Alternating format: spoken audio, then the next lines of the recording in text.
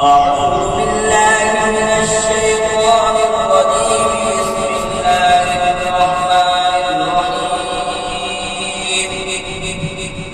والذي نزل من السماء